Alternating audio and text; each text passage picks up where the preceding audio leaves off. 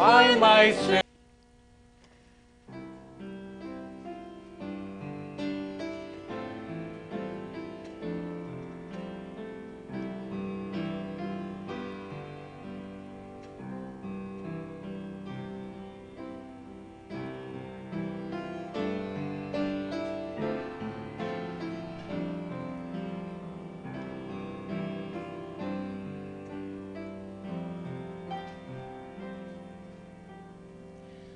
Light of the world, you step down into darkness.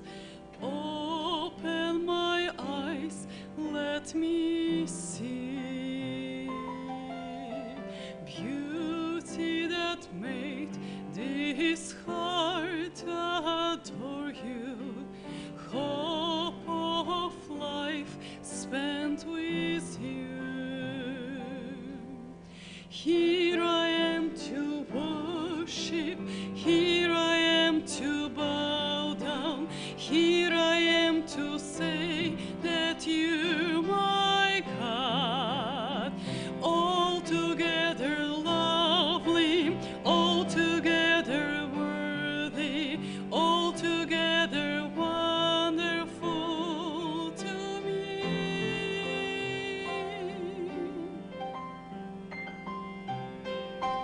King all of days, so highly exalted, glorious in heaven above.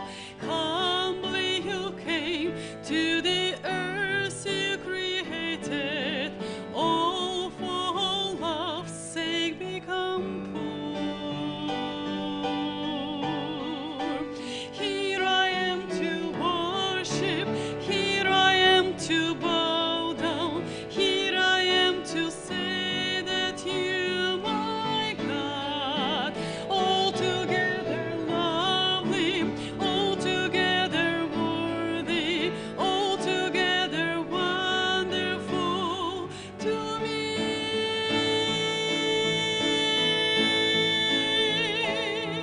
I never know how much it costs to see my sin upon that cross.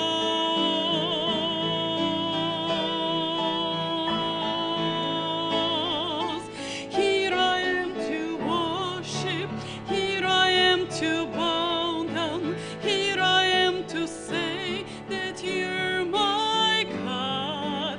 Here I am to worship, here I am to bow down, here I am to say that you're my God.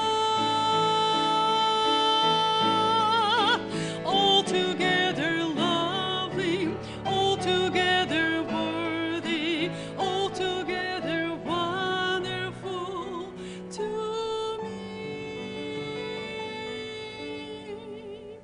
To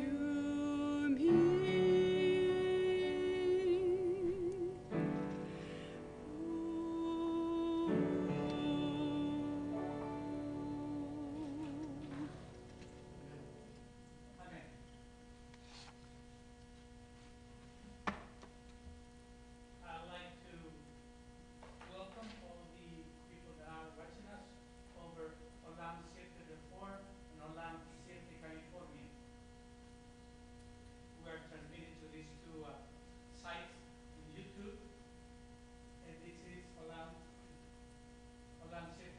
Olam7 Reform.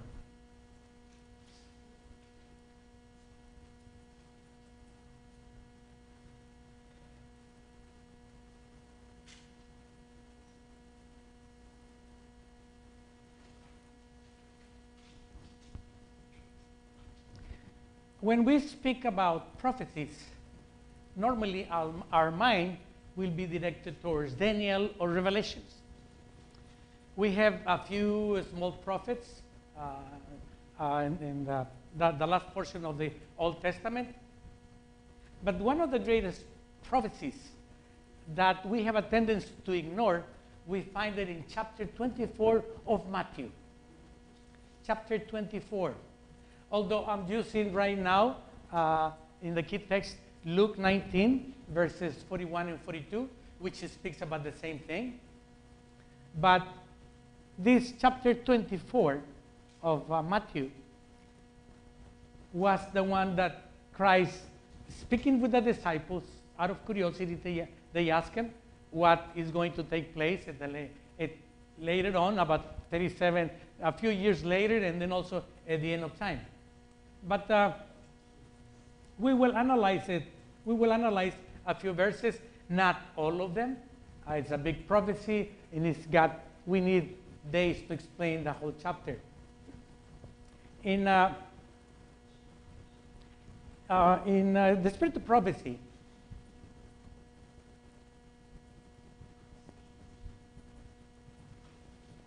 in Steps to Christ, there is a small description of what took place. And also in the following slide,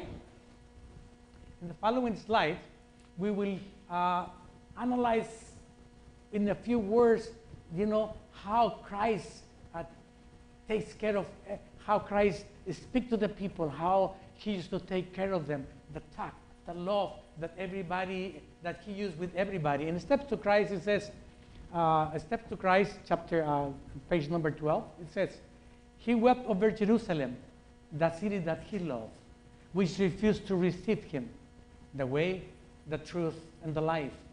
They had rejected him, the Savior, but he regarded them with pity tenderness. His life was one of self-denial and thoughtful care for others. Every soul was precious in his eyes, while he ever bore himself with divine dignity. He bowed with the tenderest regard to every member of the family of God. And in all men he saw fallen souls whom it was his mission to save. Now, in the following screen, it describes how he treated every person that he was dealing with.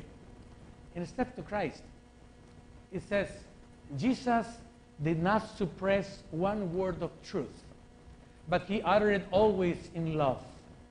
He exercised the greatest tact and thoughtful, kind attention in his intercourse with people. He was never rude, never needlessly spoke a severe word, never gave needless pain to a sensitive soul. He did not censure human weakness. He spoke the truth, but always in love. He denounced hypocrisy, unbelief, and iniquity. But tears were in his voice as he uttered his scathing rebuke. Now, in some of these slides we will describe how Christ loved Jerusalem. And he wept over Jerusalem when he saw in the future what was going to happen with his loved city. In the same chapter of Luke, in 19, it says that, for the day shall come upon thee, that thine enemies shall cast a trench upon thee, and compass thee around, and keep thee in every side, and shall lay thee even with the ground, and with thy children within thee, and they shall not leave in thee one stone upon another, because thou knowest not the time of your visitation. Now, with these words, when spoken to the disciples, they were coming from the Mount of Olivet.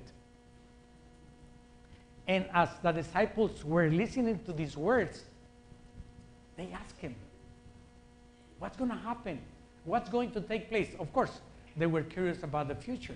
Everybody wants to know their future.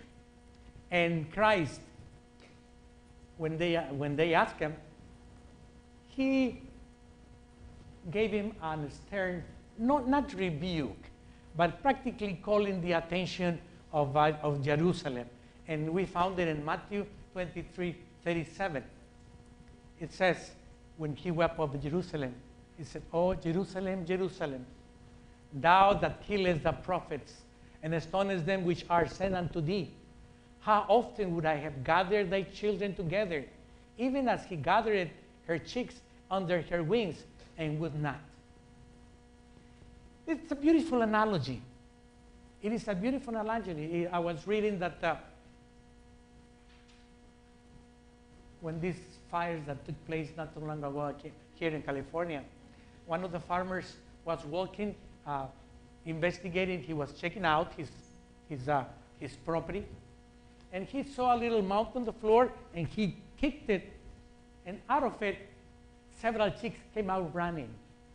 What happened was that the hen actually covered her cheeks so that her little cheeks wouldn't be burned down. And that analogy is the one that Christ is giving over here. It's a beautiful analogy. It tells us how he had tried to protect his people, yet they had filled up the cup of iniquity, and they practically turned down all the messages of salvation that God had given them. This is a beautiful verse because it tells us that Christ, expressing his feelings through his loved ones, his chosen people, they kept rejecting him time after time after time. In Matthew chapter 24, verses 3 to 6,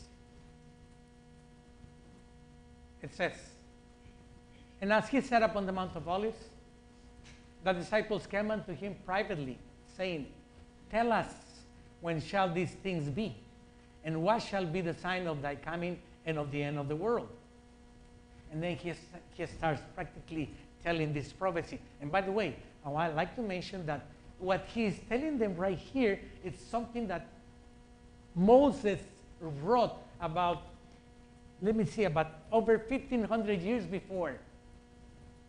Moses wrote Deuteronomy, which is practically the same words, in the year more or less 1409 before Christ, before they entered into the promised land. And Moses wrote the book of Deuteronomy. And this was written prior to them entering. Remember that Moses didn't go into he wasn't allowed to go into the promised land. But before the people of Israel went in there, he wrote this beautiful book. And Moses wrote this prophecy. And Christ is practically not retracing, but practically mentioning the same prophecy that Moses had already said. And it says in Matthew 24, 3 to 6, and I'm going to read verse 4. "And Jesus answered and said unto them, Take heed that no man deceive you. For many shall come in my name, saying, I am Christ, and shall deceive many. And ye shall hear of wars and rumors of wars. See that ye not be troubled. For all these things must come to pass, but the end is not yet." And as I read these words, I don't know if something comes to your mind, but it's practically describing the events that are taking place right now in our time. In the verses 13 to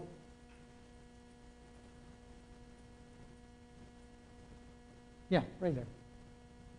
Matthew 24, 17 to 13, it says, "For nation shall rise against nation, and kingdom against kingdom, and there shall be famines, pestilence, earthquakes in diverse places. All these things are the beginning of sorrows.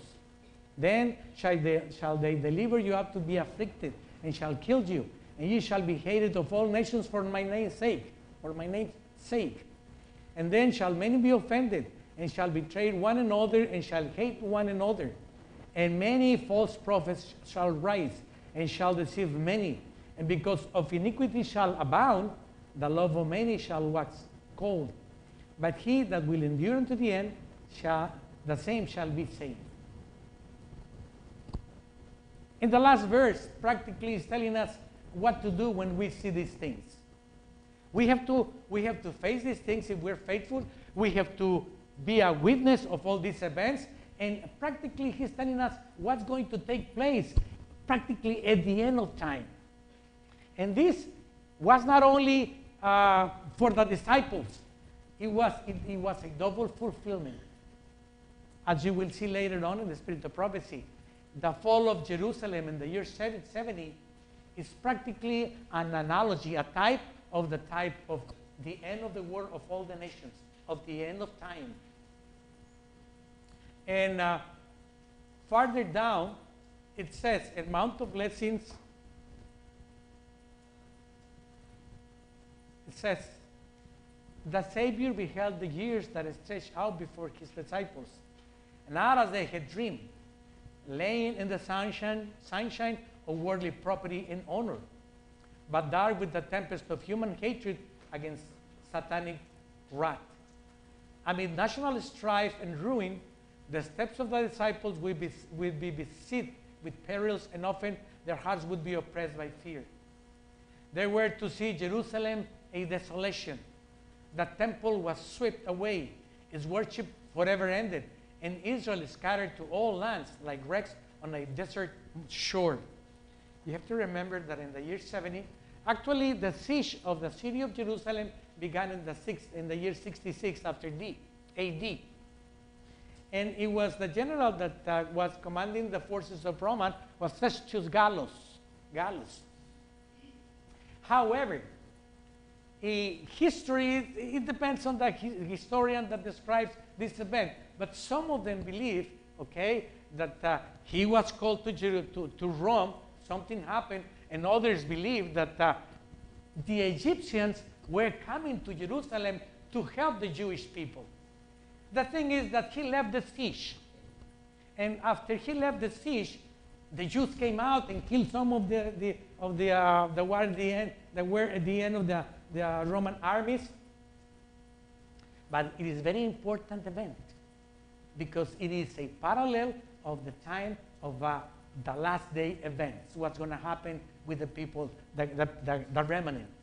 When do they have to leave the cities?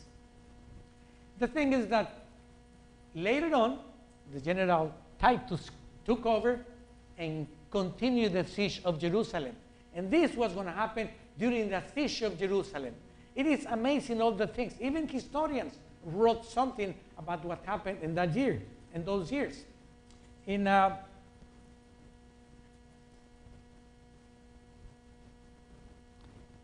Mount of Blessings, at page 120, it says that Jesus said, "Ye shall hear of wars and rumors of wars. Nation shall rise against nation, and kingdom against kingdom. And there shall be famines, pestilence, earthquakes, in diverse places. All these are the beginnings of sorrow," according to Matthew. Yet Christ's followers were not to fear that their hope was lost or that God had forsaken the earth. Now, it was going to be a big trial for the followers of Christ. Yet, they were not to fear. God was in charge of the events, and he was going to take care of the faithful ones that abandoned Jerusalem. Likewise, Christ is going to take care of in the last days, of the faithful ones that will be abandoning the cities according to the spirit of prophecy.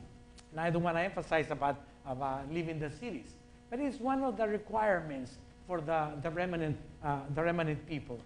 In Matthew 24:14, it says, "In this gospel of the kingdom shall be preached in all the worlds for a witness unto all nations, and then shall the end come." And I want to emphasize this verse because many doctrines use this verse, or I would like to say, distort the meaning of this verse. Many different churches believe that when this happened, all the world is going to be converted. And 1,000 years of peace will be here in the earth. And then Christ will come again. But actually, this is a promise. The gospel is going to be preached. Not that the whole world is going to be converted. No. The gospel is going to be preached. Everybody is going to hear the gospel. Not that it's going to be converted. How? It boggles my mind. Okay? How can we convert the whole world? It's practically, humanly speaking, it's impossible. Because right now, every day, hundreds of people come to existence. We have, according to the encyclopedias, some said that up to 250,000 are born every day, come to existence. And when we do missionary efforts, missionary work, we go and talk to one person, And to bring one person into the church, it is not in a blink of an eye. It takes a long time. But, according to Colossians, if you continue in the faith grounded and settled, this is very important. We have to be grounded and settled in the faith. Yeah, Colossians 1. And be not moved away from the hope of the gospel, which ye have heard, and which was preached to every creature which is under heaven. Wherefore I, Paul, am made a minister. So, this is very important. We have to be grounded and settled into the truth. And I like to emphasize that because many of us maybe are, somebody comes with something new and our mind changes, and we, as the Bible describes it, in a wind, we're taken from one place to another. We have to be settled into the truth. We have to know what we believe. We have to know our convictions left and right, so that we could give a very good explanation when everybody asks us about the doctrine that we believe. In Luke 1:20, it says, and behold, thou shalt be dumb, and not able to speak until the day that these things shall be performed. Because thou believest not my word, which shall be fulfilled in their season. In Matthew 24, verses 15 and 16, it says, when ye therefore shall see that the abomination of desolation spoken by Daniel the prophet stand in the holy place, whosoever readeth, let him understand. Let them which be in Judea flee into the mountains. Now, we have to elaborate on these particular verses, although I will put some other explanations in the screens. What was the abomination of desolation that Daniel was talking about? You remember that the abomination of desolation first is applied to the siege of Jerusalem in the year 70. But it is a parallel at the end of time.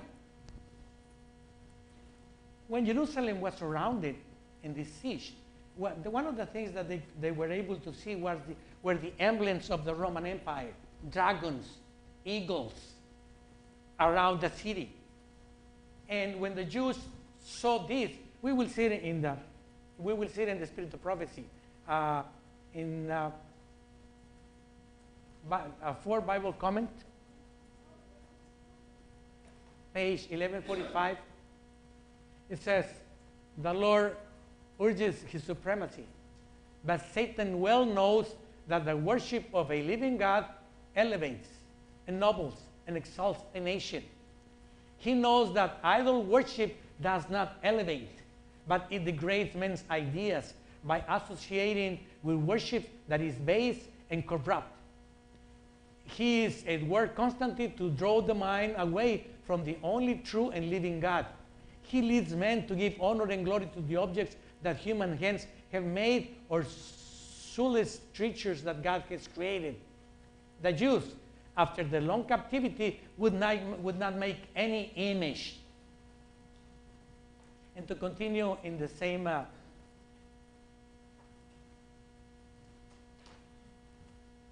the sequence of those paragraphs, it says that the image on the Roman sign or banner, they call an abomination, especially when these emblems were placed in a prominent place for them to respect. Such respect they regarded as a violation of the second commandment. When the Roman ensign was set up in the holy place in the temple, they look upon it as an abomination. To make an image of God dishonors him. No one should bring into service the power of the imagination to worship that which belittles God in the mind and associates him with common things. Those who worship God must worship him in spirit and in truth. They must exercise living faith. Their worship will then be controlled not by the imagination, but a genuine faith. You see, when the Romans were surrounding Jerusalem, they saw all the Roman banners, and for the Jews it was an abomination. And this was the fulfillment of the prophecy by Daniel. It says, when you see the abomination of desolation, flee. And he says, not on Saturday, hopefully it won't happen on Saturday or in winter.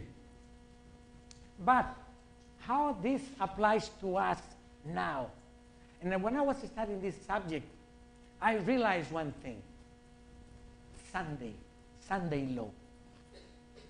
Sunday law to God will be an abomination. Why? Because it is a law made by men. A man-made law. So when we see Sunday law here, that is one of the signs that we must be ready and be prepared. I don't know. All of a sudden in my mind, I linked it with Sunday law, that abomination of desolation. Let's continue. Let's keep on reading the spirit of prophecy. It says, and I like to emphasize the first two lines over here, Mount of Blessings, page 120. It says, the ruin of Jerusalem was a symbol of the ruin that shall overwhelm the world. A type, two times. In the year 70, the fall of Jerusalem, and also at the end of the world. And this is precisely what Christ told his disciples. When the disciples asked him, tell us what's going to happen. Then he immediately mentioned these prophecies, but actually he wasn't only thinking about the year 70. He was looking at about 37 years later, because these words probably were spoken in the year 33 AD. But he was looking at the year 70, and also he was looking at the end of time. So when he wept over Jerusalem, he wasn't only weeping, crying for Jerusalem. He was crying for all the created humanity in the world that were going to be lost at the end of time. It says, the prophecy that received a partial fulfillment in the overthrow of Jerusalem have a more direct application to the last days. We are now standing on the threshold of a great and solemn event.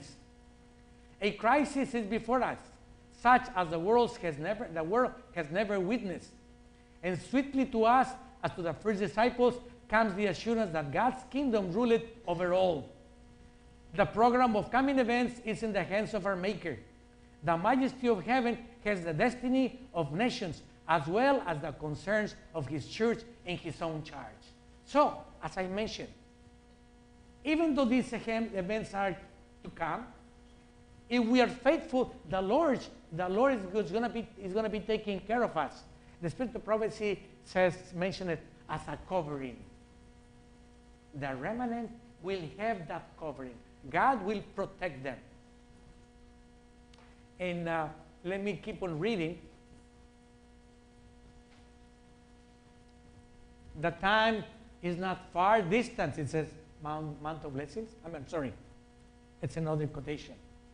The time is not far distant when, like the early disciples, we shall be forced to seek a refuge in a desolate and solitary places. As the siege of Jerusalem by the Roman armies was the signal to flight to the Judean Christians, so the assumption of power on the part of the nation, the United States, and the decree enforcing the papal Sabbath will be a warning to us. You see, as I mentioned, that abomination of desolation is part of it is the Sunday law. It says, I will read again. The time is not far distant when, like the early disciples, we shall be forced to seek a refuge in a desolate and solitary places.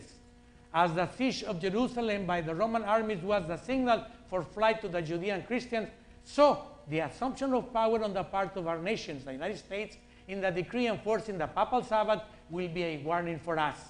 It will then be time to leave the large cities, preparatory to leaving the smaller ones for retired homes in secluded places among the mountains.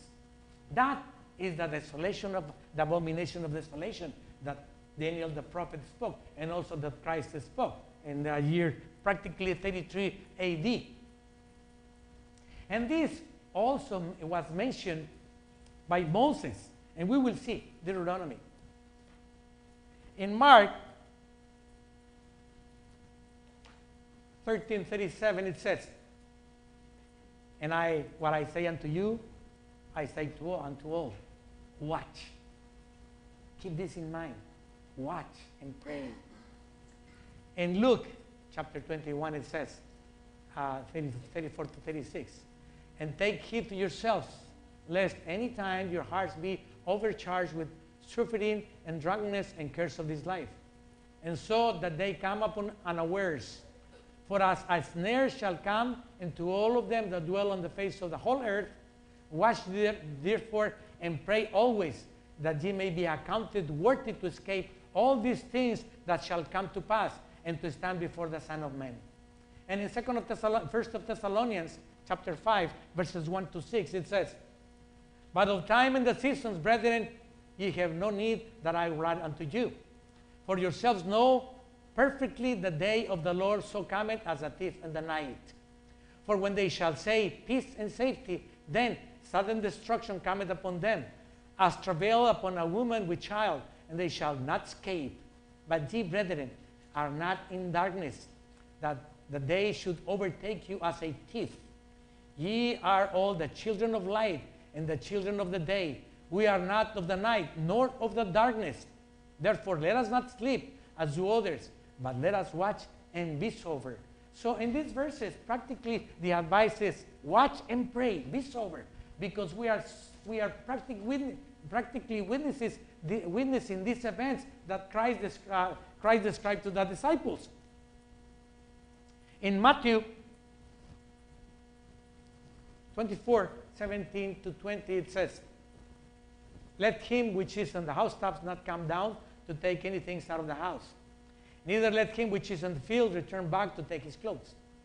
And woe unto them that are with child, and to them that give suck into those days. But pray that your flight will not be in winter, neither on the Sabbath day. It's amazing how, the description about Christ. Pray that it won't be on winter. It will be kind of unpleasant, okay? All of a sudden to hear Sunday law, persecution, and not being able to go home and prepare ourselves to run, to flee. And also on Sabbath. Why?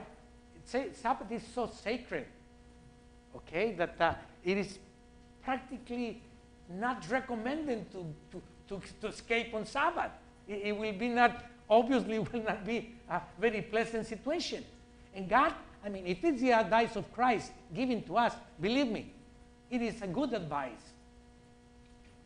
And these events not only took place in the year 70 in the siege of Jerusalem, but actually this is described to us at the end of time, that we have to pay attention. And I'm going to keep reading in Matthew 24, 21. For then shall be great tribulation, such as was not since the beginning of the world to this time, nor ever shall be. Actually, that verse is very, I'm not going to say fearful, but it's a very good warning to prepare, so that we could prepare ourselves. There will be a great tribulation, unlike any other time, nor will be. Okay? And Deuteronomy, and this is what I was mentioning, Deuteronomy 28, verses 47 to 50. It says, because thou servest not the Lord thy God with joyfulness and with gladness of heart for the abundance of all things, therefore shalt thou serve thine enemy, which the Lord shall send against thee, in hunger and in thirst and in nakedness and in want of all things. And ye shall put a yoke of iron upon thy neck until they have destroyed thee. The Lord shall bring a nation against thee from far, from the end of earth, as swift as the eagle flieth, a nation whose tongue thou shalt not understand, a nation of fierce countenance, which shall not regard the person of the old, nor show the favor to the young. Right here, Moses is describing the event that was going to take place in the year 70. And if you notice in verse 29,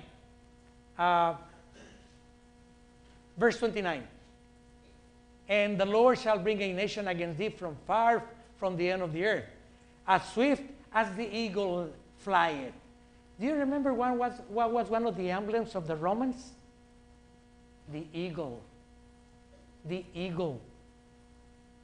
And with first countenance, and also we shall not regard, it says, a nation whose tongue thou shalt not understand. It is believed that at the time they were already speaking this Latin language that they had, Latin, practically. It was not understood by them. Now, we inherit many words from them. Our Spanish language, our Romanian, French, Italian is practically a Latin descent. It's Romance language, Romance. But they couldn't understand the word.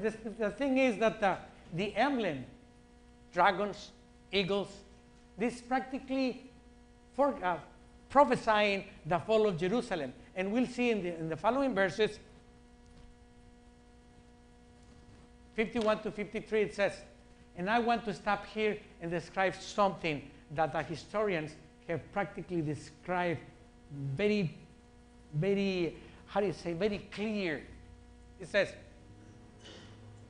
and he shall eat the fruit of thy cattle and the fruit of thy land until thou be destroyed, which also shall not leave thee either corn, wine, or oil, or the increase of thy kind, or the flocks of thy sheep, until they have destroyed thee.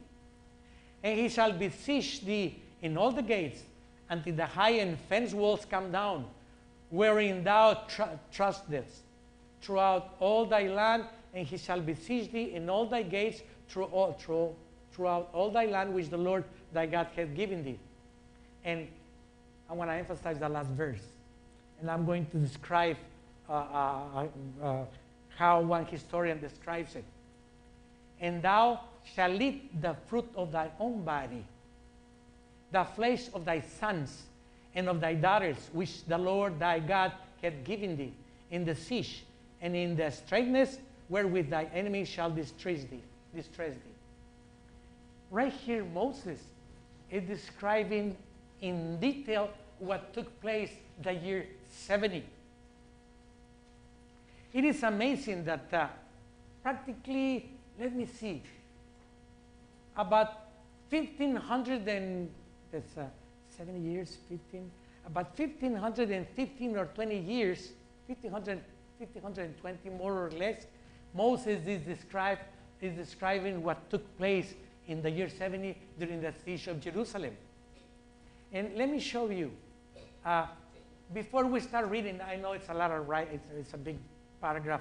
I didn't want to make two slides, but I'll read it for you. But before, let me explain something. Many of you have heard of Josephus Flavius. Josephus Flavius was a Jew that was born in the year 40. He was a historian. Josephus Flavius predicted right from his youth. He was inclined to writing. He was a pretty good writer. He predicted during years before the year 70, and also Masada, he predicted who was going to be the next emperor of Rome. And he was practically part of the rebellion in the year 70. And he was in jail. He was taken to jail. But before when this emperor that came to be, the emperor learned of him that he had predicted that he was going to be emperor, so he gave him the freedom, and he practically, in the year 70, during the siege of Jerusalem, he was practically the, how can I say, the facilitator. He was the mediator for the Romans. He would go to the walls, and he would talk to all the Christians to give up, because they didn't have any chance to escape from this siege. Well, he described the event that took place in that verse that we just read in Deuteronomy. And he wrote several books. He practically describes in the Word of the Jews, and also, I don't remember the other title, and I have them in digital form, and in paper I have them too. He describes what the people saw. The verse that I just mentioned. Let me read it to you. I took a lot from this chapter, okay, so that I could make it smaller. It's the Word of the Jews, book 6, chapter 3, paragraph 4. It says, there was a certain woman that dwelt beyond Jordan. Her name was Mary. Her father was Eliezer of the village Bethsov, which signifies the house of Isaac. She was eminent for her family and her wealth, and had fled away to Jerusalem with the rest of the multitude, and was with them besieged therein at the time. The other effects of this woman had been already seized upon, such as she had brought with her out of the Perea and removed to the city. And then become impossible for her anyway to find any more food. While the famine pierced through her very bowels and marrow, when also her passion was fired to a degree beyond the famine itself. Nor did she consult with anything but with her passion and the necessity she was in. She then attempted a most unnatural thing, and snatching up her son, who was a child sucking of her breast, she said, O thou miserable infant, for whom shall I preserve thee in this war, this famine, and this sedition? As to the war with the Romans, if they preserve our lives, we must be slaves. This famine also will destroy us, even before the slavery comes upon us. As soon as she said this, she slew her son, and then roasted him, and ate the one half of him, and kept the other half by her concealed. Upon this, the seditions came presently, which is the Roman army. And smelling the horrid scent of this food, they threatened her that they would cut her throat immediately if she did not show them what food she had gotten ready. And I will not keep reading. It is a gross description of what happened in Jerusalem. Now, I just like to emphasize. See, he keeps describing everything that took place within the city of Jerusalem. And one of the things that also he describes is that, and I have mentioned it several times, that the faithful Christians left the city when Cassius Gallus left the siege. The faithful ones. The ones that were not faithful were the ones that remained within the city. And during the siege, these different groups of Christians, they were fighting each other, every group. And you know what they were doing? They were destroying the food that they had in stock. The different Christians, different factions, different groups, they were destroying each other's food. The siege could have lasted more years, more time, but it didn't last but 4 years, but because the very same Christians were destroying each other. What happened is, the lesson here is, it might happen within us, even within the church. The faithful ones, God will preserve them, and the rest of them, the rest of us, maybe us, or the rest of them, are going to be each fighting within the church. There will be no unity, as we saw this morning. Well, let me keep on. In Matthew 24:22, it says, and except those days should be shortened, there should be no flesh be saved. For the elect's sake, those days shall be shortened. It is practically by the mercy of God. Because of the remnant, that those days will be shortened. And let me go again to Matthew 24:23. Then if any man shall say unto you, Lo, here is Christ, or there, believe it not. For they shall arise false Christ and false prophets, and shall show great signs and wonders, inasmuch that, if it were possible, they shall deceive the very elect. And brethren, in the last paragraph, the very elect will not be deceived. Why? Because the very elect knows Christ.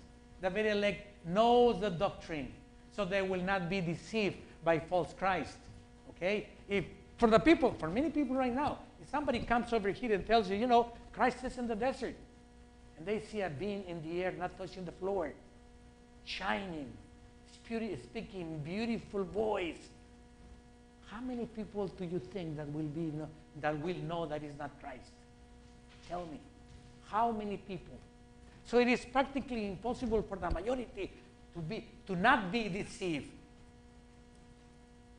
In Faith and Works, it says, if ever there was a time when we need faith and spiritual enlightenment, it is now. Those who are watching and praying and are searching all scriptures daily with an earnest desire to know and to do the will of God will not be led astray by any of the deceptions of Satan. You see, the remnant, the ones that are saved, will not be deceived by Satan. They alone will discern the pretext which cunning men adopt to beguile and ensnare. So much time and attention are bestowed upon the world, upon the dress and eating and drinking, that no time is left for prayer and the study of the scriptures. We want the truth on every point, and we must search for it as for hidden treasures. So let me read again. Those that are watching unto prayer and searching the scriptures daily and with an earnest desire to know and to do the will of God will not be led astray by any deception of Satan. So again, the faithful remnant will not be deceived, as we could see. So in Matthew 24:29, it says, immediately after the tribulation of those days shall the sun be darkened, and the moon shall not give her light, and the stars shall not fall from heaven, and the powers of the heaven shall be shaken. And we know these events. So I'm not going to elaborate on it because we already know this, okay? But let's go to Matthew 24:34 and 35. Right there. Verily I say unto you, this generation shall not pass till all these things be fulfilled. Heaven and earth shall pass away, but my words shall not pass away, which is what we have to know. And this is practically the last slide. It says, the great principles of law, of the very nature of God, are embodied in the words of Christ in the mount.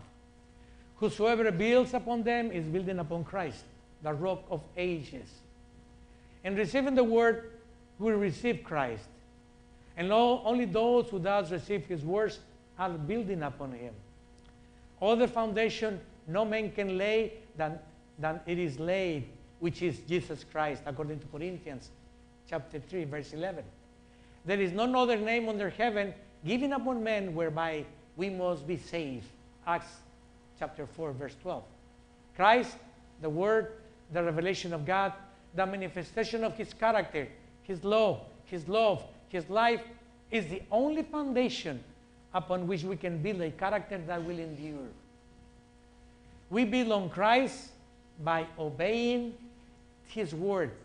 It is not he who merely enjoys righteousness that is righteous, but he who does righteousness. Holiness is not a rapture. It is the result of surrendering all to God. It is doing the will of our Heavenly Father. That, brethren, is my desire this morning. May the Lord bless you.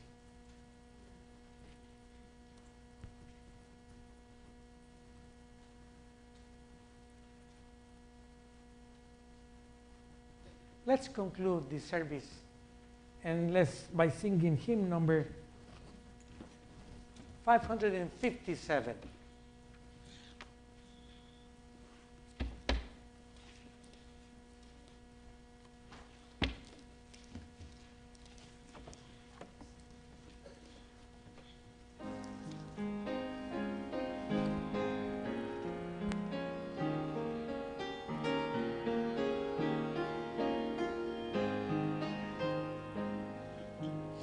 Face to face with the voices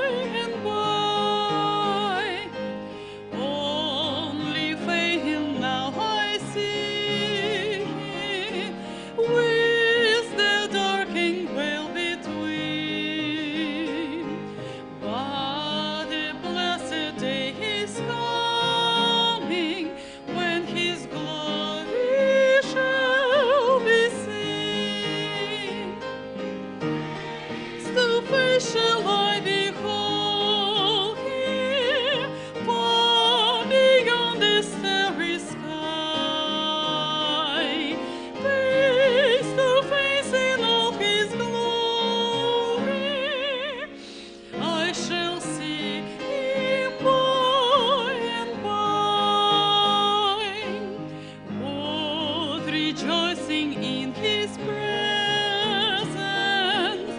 when I banish grief and pain, when the crooked way has straightened, and the dark things shall be plain. Face to face shall I behold him, far beyond the starry sky. Face to face in all his glory, I shall see him by and by. Face to face is his moment, face to see and know, face to face with Redeemer, Jesus Christ, who loves me so. Face to face shall I behold him, far beyond the starry sky. Face to face in all his glory, I shall see him by and by. Let us kneel down for the closing prayer.